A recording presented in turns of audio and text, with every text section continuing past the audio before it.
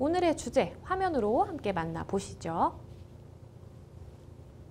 믿고 보는 천만 배우 황정민 씨 모십니다. 박수 한번 합시다, 황정민 씨. 황정민 맞죠? 베테랑. 가옥 없지 돈이 없냐? 니들 뭐야? 나한테 왜 그러는데? 니들 유튜버 뭐 그런 거지?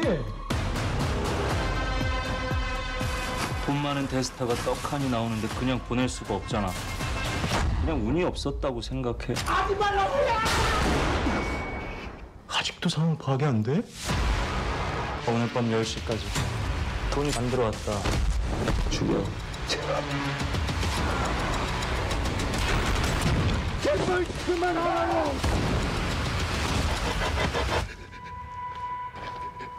알려주세요.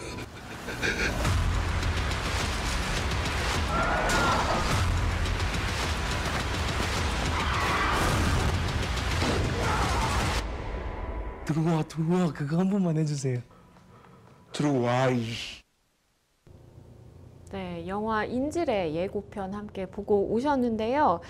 오늘의 주제 증거도 목격자도 없는 납치 사건 영화 인질입니다. 먼저 이 영화가 좀 어떤 내용인지부터 예고편을 보니까 조금 뭐 감이 오기는 하는데 어떤 내용인지부터 좀 살펴주시죠. 일단은 뭐 몇 가지 키워드로 알아봤으면 좋겠어요. 황정민이 나와서 황정민 역할을 하는 그러게요. 영화입니다. 그게 조금 되게 신선하네요. 이 아이디어가 굉장히 뭐 많은 사람들에게 인상적이었기 때문에 이 영화는 황정민을 보러 간다라는 분들이 굉장히 많았고요. 그러게요. 그리고 그 부분 때문에 황정민의 팬들은 상당히 만족도가 높은 영화이기도 한데 또 이제 객관적인 입장에서 보면 황정민 씨가 황정민 역할을 하기 때문에 생기는 한계들이 또 있습니다. 이건 나중에 좀 차차 얘기를 해볼게요. 네. 자, 황정민 씨가 어느 날 갑자기 한적한 밤거리에서 납치가 된다면 어떤 일이 벌어질까?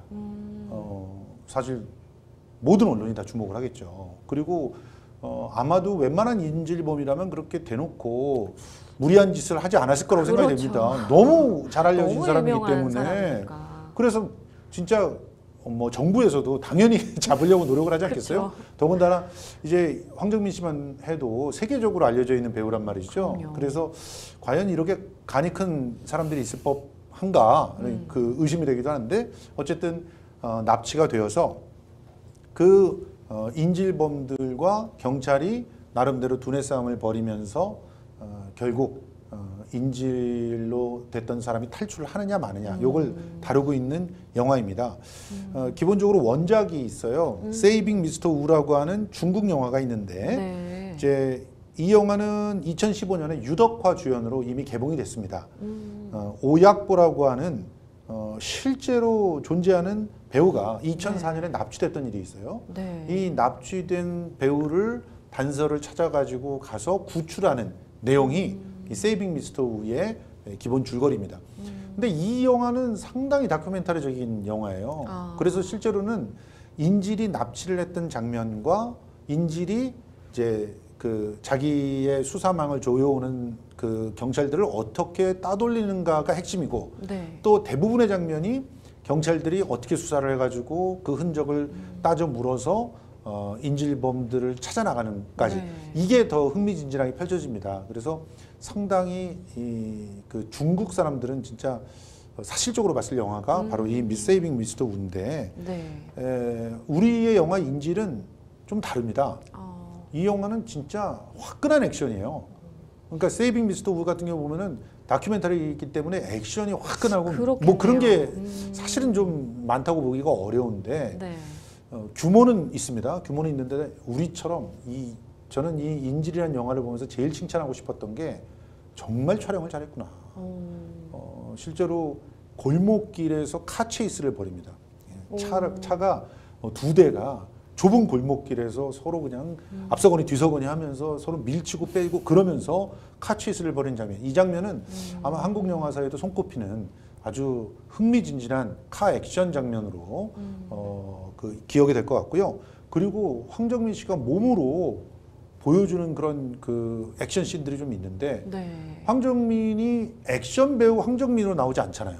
그렇죠. 그냥 배우 황정민. 인간 황정민으로 나오잖아요. 그렇죠. 그러니까 막 우리가 베테랑이니 이런 데서 봤던 것 같은 그런 화려한 액션을 할 수가 없어요. 애초에. 그렇죠. 왜냐면 배우 설정이니까. 그러니까요. 배우인데 어떻게 그런 연기는 그냥 그렇군요. 와이어 도움을 받고 하는 거예요. 네. 그런데 진짜 너무 평범한 한 인간이 고립되었다가 탈출을 시도하다가 낙오되는 그 장면을 정말 실감나게 보는데 산에서 구르는 장면은요 깜짝 놀랄 만큼 리얼합니다. 이거 어떻게 찍었지 할 정도로 정말 리얼한데 이런 그 리얼한 그 인질에서 벗어나려고 하는 과정이 아주 흥미진진하게 그려진 영화 그게 바로 인질이라고 볼 수 있죠. 말씀을 듣다 보니까 뭔가 굉장히 좀 기대가 되는 부분들이 많은 것 같아요. 네. 그리고 예고편에서 정말 깜짝 놀란 게 이렇게 황정민 씨를 황정민으로 부르면서 네. 이제 배우니까 네. 무슨 뭐 이렇게 시켜보는 것도 영화 한 장면에 이것 좀 해봐라고 시키는 것도 나오고 굉장히 좀 리얼하다라는 좀 느낌을 받았는데 실제로 보면 또 어떨지 저도 꼭 나중에 봐야 되겠네요. 사실 납치를 다룬 또 다른 또 영화가 있죠. 이 협상과 비교를 해봤을 때 이 인질과 협상은 어떤 또 차별점이 있을지 궁금하거든요. 그러니까 보통 납치를 다룬 영화들은 세 가지 포인트로 각자의 포인트에 집중하게 되어 있습니다. 네. 이제 협상 같은 영화는요, 인질범이 누군지는 모르더라도 대충 인질범과 소통이 되는 상황이에요. 그래서 인질범과 어떻게 협상을 하느냐 이게 관건이잖아요. 그쵸. 그래서 그 인질범과 계속 두뇌 싸움을 합니다. 그래서 내가 원하는 것을 얻어내서 사람을 갖다 풀어주고 그러면서 돈은 적게 주고 뭐 이런 그 쫀쫀한 심리 싸움 네. 이게 협상의 핵심적인 묘미예요. 그런데 인질은 좀 다릅니다. 인질은 인질 스스로가 탈출하는 과정에 초점이 맞춰져 있어요. 그래서 황정민으로서 어떤 방법을 써서 탈출할까 이게 흥미진진하거든요. 그리고 이제 다른 납치 영화들 보면은 대개 이제 수사 과정, 추적 과정 네. 이게 이제 세이빙 미스터 우죠. 세이빙 그렇죠. 미스터 우 같은 경우는 경찰들이 일단은 인질이 납치됐다는 걸 알았어요. 그 이후에 흔적들을 막 찾습니다. 그래서 그 흔적들로 막 짜맞춰가요. 그래서 진범을 찾아내고 진범을 또 공범을 하나하나씩 밝혀나가면서 찾아내고 물론 이런 과정이 인질에도 있습니다만 세이빙 미스터 우는 그게 핵심이고 네. 인질은 오히려 안에 있는 황정민이 어떤 노력을 하는지. 그 인질범들과 두뇌 싸움을 하면서 어떻게 벗어나는지 이게 핵심이라고 볼 수 있어서 완전히 다른 재미들을 주는 영화들입니다. 특히나 또 황정민 씨의 팬들 같은 경우에는 이 영화 꼭 좀 봐야 되겠다라고 생각을 하실 것 같은데 벌써부터 이 영화 인질이 국내외로 인정을 좀 받고 있는 것 같아요. 하와이 국제영화제에 초청이 됐다고요? 그렇습니다. 하와이 국제영화제는 아시아 태평양 북미 지역 간의 문화적 교류를 위해서 만들어진 지난 1981년서부터 만들어져서 올해 벌써 41회째를 맡고 있는 영화제인데요. 네. 이 영화제는 특별히 그 북미의 영화들만큼 이제 아시아 태평양 영화들을 많이 소개를 해줍니다. 네. 그래서 어떻게 보면은 우리 부산 영화제는 아시아를 들여다보는 창이다라는 그런 소명을 갖고 아시아 영화 중심으로 이끌어가면서 북미 영화들이 들어오는 네. 유럽이나 북미 영화들이 조금씩 들어와서 이제 함께 구색을 맞추는 영화라면 하와이 국제영화제는 북미 영화들과 아시아 영화, 태평양 영화가 서로 균형을 가지고 이렇게 경쟁을 하는 영화인데 네. 이제 그러다 보니까 특히 이제 아시아 영화에서 이제 독특한 지평을 차지하고 있는 한국 영화를 많이 모셔가려고 그러죠. 사실 한국 영화는 굉장히 전 세계 영화계에서 최근에 그 뭐랄까요 고리 역할을 하는 영화로 굉장히 중요한 역할을 차지하고 있어요. 미국의 영화 산업에서 할 수 있는 거의 모든 테크니컬한 점들을 한국 영화는 다 해요. 그런데 싸죠. 그쵸, 그리고 저예산이죠. 문화적 정서가 아시아예요. 그쵸. 그러니까 아시아 사람들이 보기에는 아시아의 정서를 갖고 있는데 이야기를 풀어나가는 방식이라든가 또 기술적인 부분은 헐리우드의 그런 장점들을 고스란히 갖고 있거든요. 그러니까 역으로 미국 문화가 들어와서 생경하게 부딪힐 수 있는 걸 완충을 시켜주죠. 또 반대로 미국 사람들이 보기에는 아시아의 문화적 정서로 가득한 이야기인데 근데 익숙한 스토리라인을 쫓아가고 그렇죠. 익숙한 캐릭터들이 또 나와요. 그러니까 야 이건 미국 영화 같은데 배우들만 아시아 배우들이 하는 것 같은 그런 착각을 또 받거든요. 그러니까 이런 장점들 속에서 다리 역할, 교량 역할을 해주고 있는데 그런 측면에서 이 하와이 영화제의 인질이 초대됐다는 건 굉장히 중요한 의미를 가집니다. 특히 인질이 갖고 있는 테크니컬한 부분들 이거는 할리우드 영화에서 혀를 내두를 만큼 아주 잘 만든 그런 기술적인 완성도가 있거든요. 이거 예산 얘기하면 미국 할리우드 영화가 뒤집어집니다. 진짜 그 정도로 기술적으로는 더군다나 데뷔하는 감독이에요. 첫 작품이에요. 아, 그런가요? 근데 이렇게 기술적으로 잘 만들었어요. 그래서 이 부분에 대해서는 이걸 그 하와이 영화제가 굉장히 높이 산 게 아닌가 생각이 들고요. 아마도 좋은 성과가 나오지 않을까 생각을 합니다. 그러게요. 뭔가 좀 기대가 됩니다. 14일 연속 박스오피스 1위를 차지를 하고 있는데요. 아, 굉장합니다. 말씀 주신 바에 따르면 이제 이 감독의 첫 작품이다라고 말씀을 주셨는데 이 저력이 정말 어디서 나오는 걸까요? 첫 번째는 액션에 대한 표현입니다. 그러니까 이 영화는요. 1시간 34분인데 솔직히 딱 들어가서 앉았다 나오면 벌써 1시간 34분이 다 금방 됐어? 지나가는군요. 그럴 정도로 굉장히 액션들을 흥미진진하게 잘 보여주고 있고요.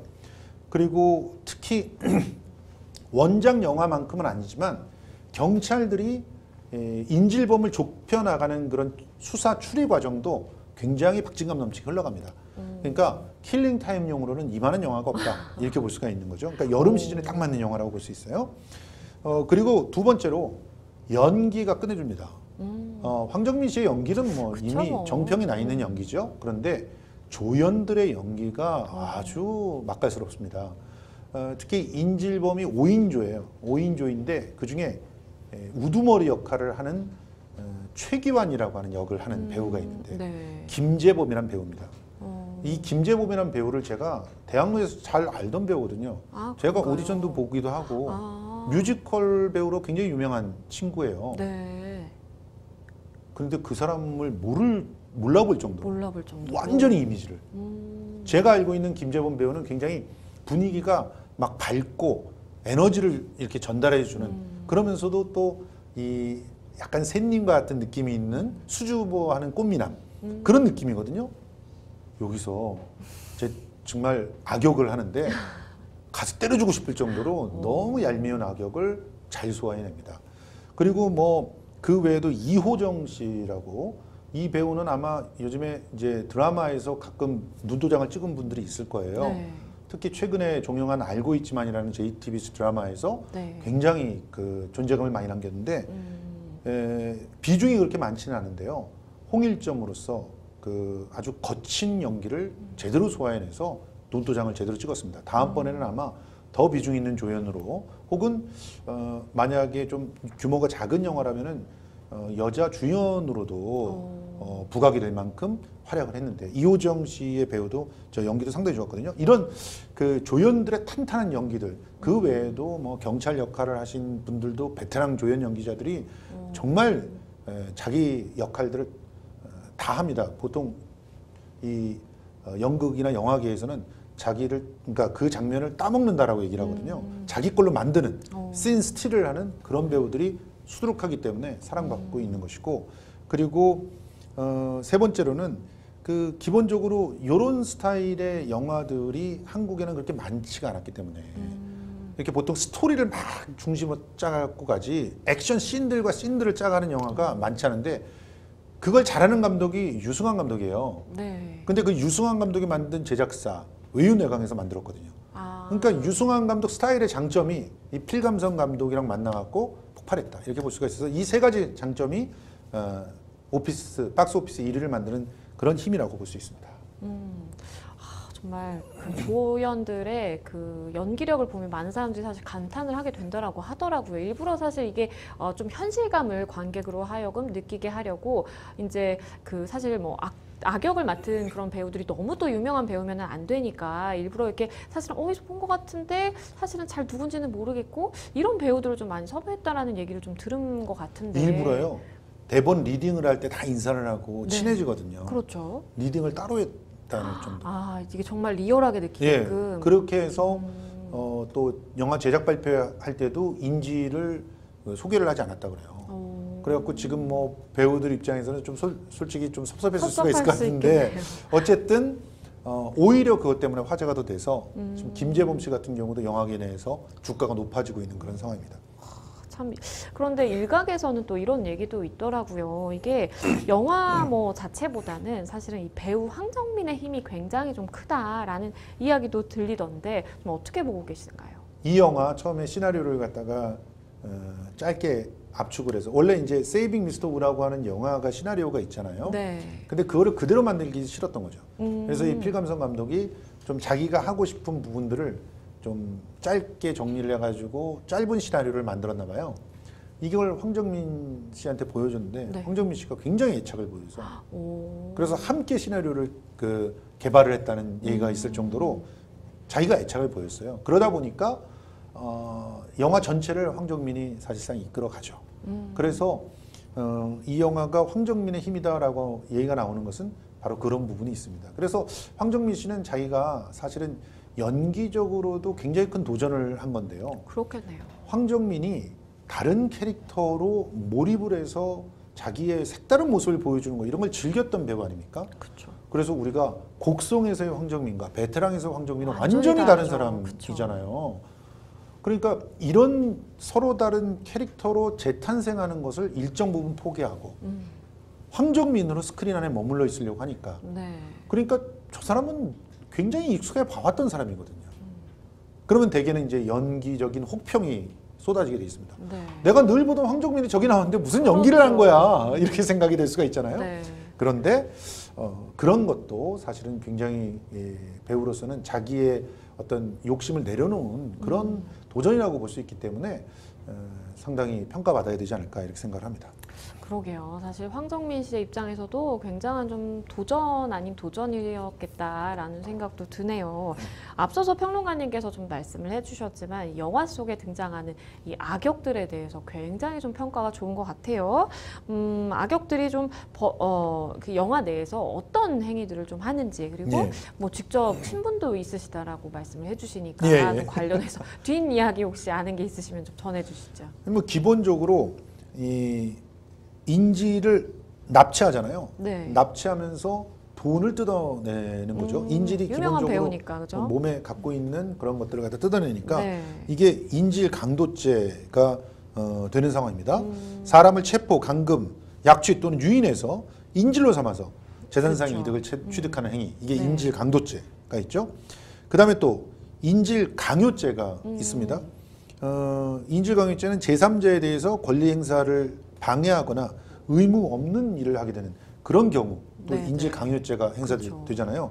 실제로 뭐 지금 현재 이 인질이란 영화에서는 뭐 포로를 석방하라든가 뭐 이 인질을 내가 협상 무기로 삼으니까 나에게 탈출할 수 있는 비행기를 내놓으라든가 이런 식의 그러게. 그 요구를 하지는 않습니다. 그런데 기본적으로 지금 이 인질 강도를 하는 상황 속에서 뭐 여러 가지 강요들을 합니다. 네. 그리고 뭐 그 다음에 쫓아 나오는 게 뭐 폭행이라든가 뭐 이런 것들이 나오기는 하는데 어쨌든 인질 강도죄와 인질 강요죄가 다 있지 않나 이런 생각도 전 들었고요. 네. 그리고 뭐 기본적으로 이 폭행과 또 살인을 저질러요.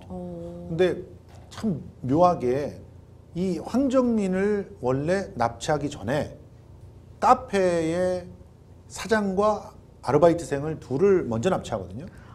그래놓고 이 카페의 사장이 자기에게 약속한 돈을 주지 않았기 때문에 일부만 받고 그 카페 사장을 잔인하게 살해하고 또 시체를 훼손합니다. 네. 그래서 요 범죄들도 고스란히 인질들이 갖고 있는 것이고요. 네. 그리고 나중에 이제 그 자신의 그 신병을 딱 이제 노출시켜서 네.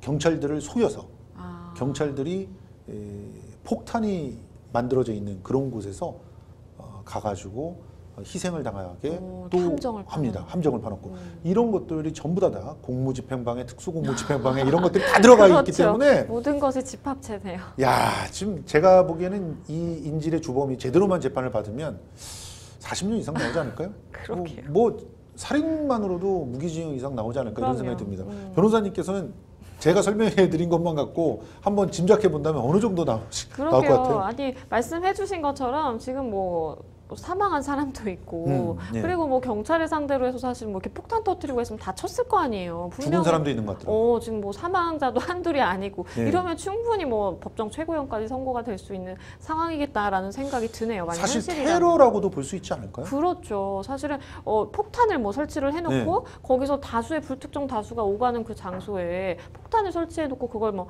많은 사람들이 있는데 그걸 그냥 터트린다라고 하면 사실 테러 행위라고도 볼 수가 있겠고 맞습니다. 그리고 뭐 범죄 조직이라고 사실 볼 수 있기 때문에 그렇습니다. 범죄 조직을 또 구성한 거에 대해서는 또 다른 또 범죄가 추가되는 것이고 그래서 예. 현실이라면 정말 뭐 글쎄요 사회와 영원히 격리되지 그렇죠. 않을까라는 예. 생각이 듭니다. 맞습니다. 네, 사실 이야기를 뭐 잠깐 옮겨서 이제 뭐 범죄에 관련된 얘기를 좀 해봤으니까 이래 범죄 수법이라든지 아니면 뭐 이렇게 뭐 잔인하게 굉장히 좀 살해를 했다, 뭐 잔인하게 시체를 훼손했다라는 이제 말씀도 해주셨는데 그런 내용들을 주제로 한 영화들이 뭐 상당히 많고 범죄물 같은 경우에는 다 뭐 그런 내용이겠죠. 근데 이 부분에 대해서 사실은 이게 뭐 모방 범죄 가능성이라든지 뭔가 좀 사회에 미치는 악영향에 대한 또 얘기도 나오는 것 같아요. 이 부분에 대해서는 좀 어떻게 보시나요? 저는 일단 이 두 가지를 좀 분리해서 얘기를 하고 싶은데요.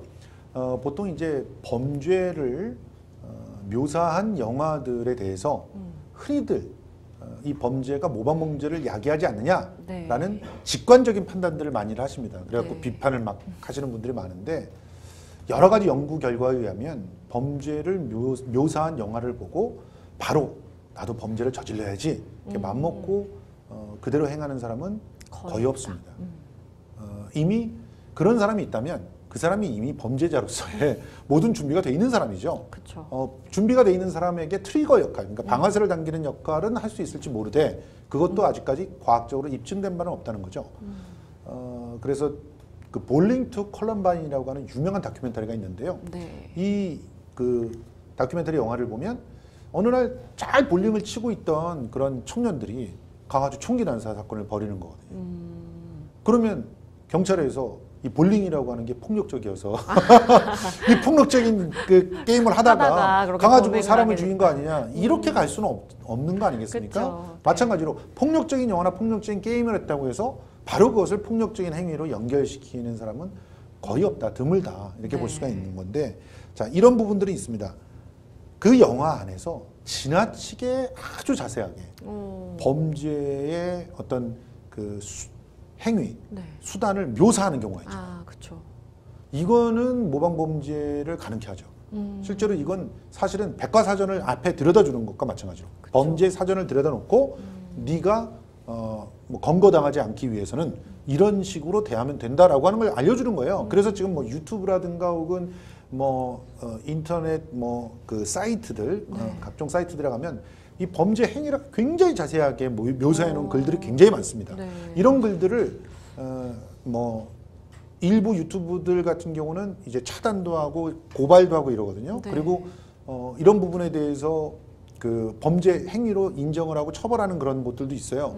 그거는 또 당연하다고 생각이 들어요. 네. 이거는 실제로 범죄 기술을 교육시키는 거거든요. 그렇죠. 뭔가 분위기를 조장하는 거잖아요. 그렇죠. 그래서 이 인질이란 영화를 특정 지어서 살펴본다면 인질이란 영화에서 뭐 시체를 훼손한 장면을 일부러 뭐 자세하게 보여준다거나 뭐 인질을 납치하는 장면을 자세히 보여준다거나 기술적으로 그것이 완벽하게 뭐 은폐되는 장면을 다 보여준다거나 그런 식으로 자세하게 묘사를 한 거는 두드러지지 않았어요. 그래서 이 영화를 보면서 이제 뭐 범죄를 모방을 해서 뭐 한다는가 뭐 이런 가능성들은 좀 적다라고 볼 수 있고요. 다만 하나 걱정스러운 것은 이제 왜 이런 범죄를 저지를 수밖에 없었는지에 대한 사전 설명이 이 영화가 좀 적은 편입니다. 그러다 보면 좀 맹목적인 폭력 행위들에 대해서 그러게요. 어떻게 보면은 충분히 반성한다거나 경계를 할 수 있는 그런 자료들을 제시하지 않은 건 아닌가. 다시 말해서 좀 액션에 너무 신경 쓰다 보니까 사회적인 어떤 그 이런 영화를 보면서 거울 삼아서 우리가 반성하거나 혹은 미리 저런 사람이 되지 않도록 해야지 하면서 또 또 감정이입을 할 필요들이 있는 경우들이 있는데 그런 부분들이 좀 약하다라는 단점들은 좀 있었다고 볼 수 있습니다. 네, 말씀해 주시는 걸 좀 듣다 보니까 사실은 이런 뭐 범죄를 소재로 한 사실 영화일 수밖에 없기 때문에 범죄 내용이 어느 정도 뭐 드러나는 것은 당연을 할 텐데 그거를 이제 다루는 그 과정에 있어서도 참 뭐 많은 생각들을 해야 될 것 같고 그리고 대중들이 좀 어떻게 받아들일지에 대해서도 잘 좀 고민을 해봐야 되는 부분인 것 같아요. 가령 뭐 여기에 뭐 사제총이 나와서 그걸 흉기로 사용하는 장면이 나와요. 아, 근데 사제총 만드는 걸 자세하게 묘사하면은 그 그거는 문제가 되죠. 모방 범죄를 만들 수 그렇죠. 있지만 여기서는 그냥 사제총 만드는 장면 컷, 그다음에 사제총 쏘는 장면 이렇게 나왔기 때문에 그리고 오히려 사제총을 사용하다가 이렇게 터져서 부상을 입는 장면이 나오고 그래서 이 장면 보고 쉽게 사제총 만들 생각을 하지 못하지 않을까 이런 생각이 그러게요. 들었다는 겁니다. 예. 네, 사실 이제 영화를 보는 대중의 입장에서도 영화는 영화로만 또 받아들이고 봐야지. 사실은 뭐 일부 범죄자들 같은 경우에 나중에 뭐 얘기를 들어보면 뭐 어떤 영화를 좀 보고서는 이렇게 했다라는 사람도 간혹 있기는 하지만 그걸 또 일반 대중에게 또 무리하게 적용을 하기에는 뭐 무리가 있는 것 같습니다. 영화 관련된 또 다른 법률 이야기 좀 해볼게요. 바로 스크린 쿼터제인데요. 이 스크린 쿼터제에 대한 좀 내용부터 좀 살펴주시죠. 예, 지금 뭐 영화 업계에서 강력하게 스크린 쿼터를 좀 완화시켜 달라는 그런 요구들이 쏟아져 나오고 있습니다. 기본적으로 지금 코로나19 때문에 상영관 내에서 취식 금지돼 있죠. 취식 금지가 뭐 그게 됐습니까? 이렇게 얘기하시는 분들도 있겠지만 저희가 영화 보러 갈 때요. 팝콘이 없으면 그럼요. 맹맹해서 서운하죠, 뭔가. 많이 서운하죠. 네. 예. 그리고 그 영화관을 간다라고 하는 것은 단지 영화만 보고 오는 게 아니라 그렇죠. 영화관에 연결돼 있는 다양한 공간들을 다 즐기는 겁니다. 그래서 예전에 우리는 극장 구경 간다 이렇게 얘기했잖아요.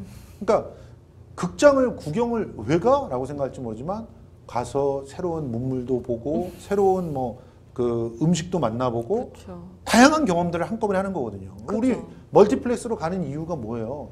쾌적해서 뭐 다른 뭐 단일한 극장들도 쾌적하긴 다 쾌적해요. 그렇죠. 그런데 거기 가 보면은 뭐 1층에는 뭐 쇼핑몰도 있고 다양하게. 2층에는 식당도 있고 그런데 다 들러서 또 데이트도 하고 그러면서 영화관에 들어오는 거 아니에요? 네. 그런 것들이 안 되니까 지금 뭐 영화계들이 굉장히 어려운 상황입니다. 너무 어렵죠. 그래서 스크린 쿼터를 준수하기 어렵다. 지금은 돈 될 수 있는 것들은 다 해야 되는 상황이기 때문에 한국 영화만을 걸으라고 하는 게 뭐 전체 1년 중에 한국 영화를 최소한 그 3분의 1, 그러니까 5분의 1이네요. 5분의 1 시간, 5분의 1 정도 기간 이상 한국 영화를 걸으라고 하는 게 너무 가혹하다라고 이제 주장을 하는 겁니다. 근데 사실은 저는 개인적으로 제가 이제 이 스크린 쿼터가 계속 축소되어 오고 있는 그런 상황들을 꾸준히 분석하면서 이제 지켜본 결과에 의하면 이거는 뭐라고 할까요? 실제로 문제의 본질은 다른 데 있는데 이번 기회에 자기를 발목을 잡고 있는 족쇄 하나 풀어보자라는 그런 심보라고 생각을 합니다. 사실은 지금 한국 영화뿐만 아니라 해외 영화를 그 걸어도 다 장사 안 돼요. 그렇죠. 코로나 때문에 영화관 쉽게 가지 못하죠. 지금 우리 이 상반기가 아니라 이제 8월까지 기준으로 해가지고 2021년 내에서 가장 많이 관객이 된 영화는 모가디슈라고 하는 한국 영화입니다. 오히려 그렇죠. 흥행에 네. 성공했죠. 블랙 위도우보다 더 많이 들었어요. 그리고 인질이 100만 넘었어요. 그러면 어떻게 보면은 8월까지의 기간 중에 탑 10 안에 한국 영화가 몇 개나 들어가 있을까? 이거 따지면 한국 영화 없어서 못 걸겠어요. 변명이 아닐까 그런 생각이 듭니다. 실제로 지금 한국 영화를 다양하게 걸 수 있는 방법들이 있어요. 예를 들어서 예전에 흥행에 성공을 했는데 또 보고 싶어하는 한국 영화들 이런 거 걸어도 얼마든지 장사되거든요. 그렇죠. 네. 그리고 승리호와 같이 지금 승리호가 극장 개봉이 결정이 됐습니다. 근데 이 승리호는 원래 넷플릭스를 통해 가지고 개봉을 해가지고 네. 거기서 대박이 났었잖아요. 그거를 극장에 갖고 오는 거예요. 이미 넷플릭스 등등 OTT를 통해서 공개된 것들도 극장 개봉은 처음이고 만약에 극장에서 개봉한다면 저도 보러 가고 싶어요. 그렇죠. 대형 스크린으로 우주를 보는 수 있는 그런 기회가 열리지 않습니까? 네. 그러니까 이런 다양한 방법들을 써서 스크린 쿼터를 채우는 것이 필요하지. 그게 한국 영화의 토대를 강화시키는 방법으로 가지 않습니까? 거기서 승리호 열고 또 모가디슈 열고 더 열어서 거기서부터 이득이 생기면 그게 한국 영화 토대를 갖다 쌓는 걸로 흘러가는 거 아니겠어요? 그걸 외국에다 줄 필요가 없잖아요. 그렇구나. 그런 측면에서 좀 한번 이 부분에 대한 어떤 또 다른 약화 시도들 이 대기업들이 좀 많이 하고 있는데 좀 제고해 주셨으면 좋겠습니다. 사실 이 부분을 두고 뭐 한국 영화의 발전을 막는 것이다, 혹은 뭐 공정한 영화 상영의 상생 방안이다라는 뭐 다양한 사실 목소리들이 나오고 있는데, 일단은 평론가님께서는 사실은 이게 본질적인 좀 문제는 아닌데 이 기회에 사실은 스크린 쿼터제에 대한 좀 뭐랄까요, 이슈몰이를 한다라고도 표현을 맞습니다. 할 수 있을 것 같은데 그렇게 네. 보시는 거네요. 그렇죠. 자 보세요. 지금 현재 영화계를 장악하고 있는 대기업들이 있거든요. 이 대기업들은 영화 제작도 투자를 해서 합니다. 그리고 그거를 지분을 빌미로 해가지고 자기네 영화관에 독점적으로 막 거는 것도 합니다. 그 유통도 맡고 네. 있죠.